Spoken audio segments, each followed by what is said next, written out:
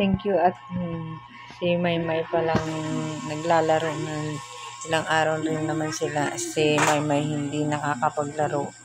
So ngayon nakita ko na si Maymay naglalaro na, parang komportable na ako. Kagabi katabi ko siya magdamag matulog at matamlay talaga siya.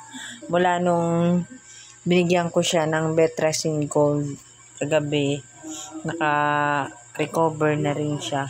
Pati si Baby Panda. Nagtamlay si Baby Panda kanina.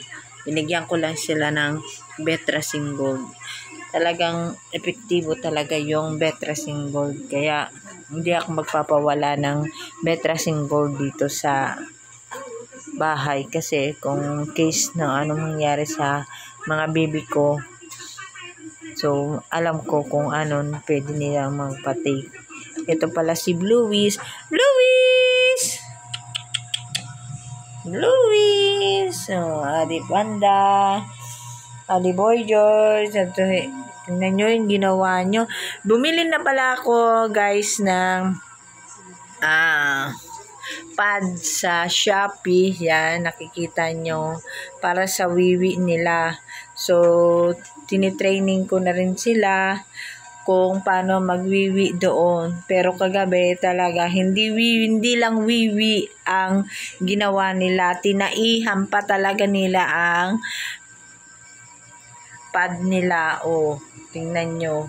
Pero, yung iba kasi, hindi na rin naman sila na pa. So, i-training ko pa sila. Meron din naman sa salog na rin nagwiwiwi. Pero, unti-unti ko rin naman sila mapapa-train talaga dun sa training pad. Yan, guys. So, thank you na rin po sa Betracin Gold. So, itong si Maymay, parang nakikita ko maliksi na talaga ang katawan niya.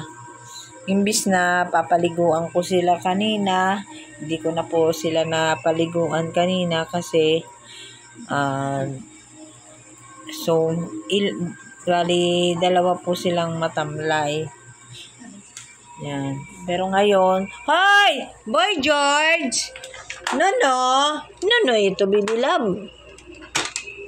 No, Boy George! Ito, no. Yan ang makulit ko. Tsaka yung isa.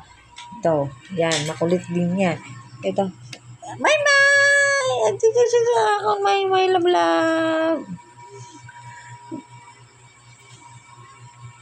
Panda! Boy George! Mamimiss ko to si Boy George pala kasi baka kunin ng bumili sa akin ng dog. Ito si Boy George. Yan. So, love, mamimiss ka ni Mama. Uwi ka na doon? O, dito ka lang muna sa bahay, Boy George. Ito si Maymay. Ito pong maiiwan dito sa bahay. At saka si Blueys. Si Ande, si Boy Panda. So, ewan ko kung kukunin siya. Pero si Bingo, kukunin po siya ni tatay. So, 3 na lang po matitira sa amin. Kaya, nalulungkot din po ako na magkakaiwalay-walay yung mga batuta ko na 5. Kaya, updating ko na lang din po kayo sa mangyayari bukas sa aking mga batuta at kasi bibigay ko na po sila sa kanya-kanyang may-ari. Thank you.